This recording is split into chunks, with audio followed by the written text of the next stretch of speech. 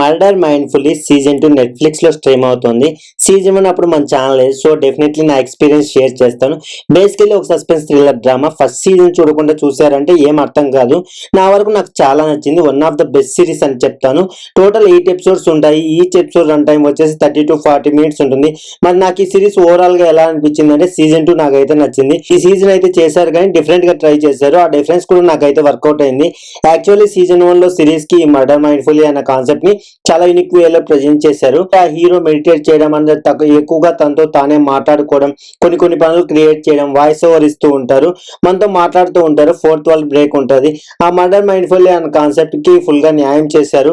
ఇప్పుడు ఈసారి ఏం చేశారు, సేమ్ అదే ఉంటుందా అంటే లేదు. అండ్ నచ్చేది అయితే కాన్సెప్ట్ నాకు భలే నచ్చింది. ఎందుకంటే సేమ్ యాజ్ యూజువల్ గా మళ్ళీ సీజన్ 1 లో మాట్లాడుకున్నట్లు హీరో తనతో తాను మాట్లాడుకుంటూ వాయిస్ ఓవర్ ఇచ్చుకుంటూ క్వశ్చన్స్ అని మనకు చెప్తూ ఉంటే అది బోరింగ్ అనిపించును.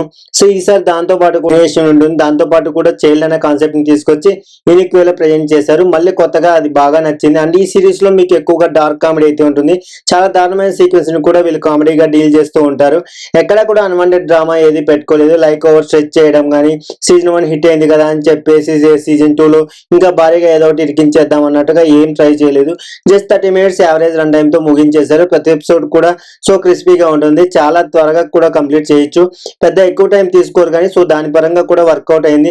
అండ్ ఆబ్వియస్లీ పర్ఫార్మెన్సెస్ బాగుంటాయి. టెక్నికల్లీ విజువల్ సిరీస్ చూడడానికి బాగుంటుంది.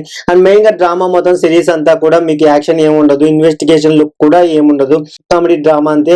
అంటే heavy situations in life life problems situations కూడా హీరో తనతో తాను మాట్లాడుకుంటూ తరచేలతో మాట్లాడుకుంటూ అండ్ మనతో మాట్లాడుకుంటూ వాటిని సాల్వ్ చేస్తూ ఉంటాడు. వాటి నుంచి ఎలా బయటపడుతూ ఉంటాడు అన్న డ్రామానే ఈ సిరీస్ కి నిజంగా ప్లస్ పాయింట్. ఈసారి ఈ డే కేర్ సెంటర్ ఉంటుంది. ఆ హీరోకి ఆ డే కేర్ సెంటర్ వెనుకున్న డ్రామాని కొంచెం ఓవర్ గా స్ట్రెచ్ చేశారు అనిపించింది. మెయిన్ గా లాస్ట్ ఎపిసోడ్స్ కి వెళ్లే కొద్ది కూడా డ్రామా పెరుగుతూనే ఉంటుంది. డ్రామా అయితే కొంచెం బోరింగ్ గా అనిపించింది. అండ్ వైఫ్ క్యారెక్టర్ కూడా అంతగా వర్కౌట్ అవ్వలేదు. ఈసారి ఫస్ట్ సీజన్ లో వర్కౌట్ అయినందుకు ఇందులో వర్కౌట్ అవ్వదు.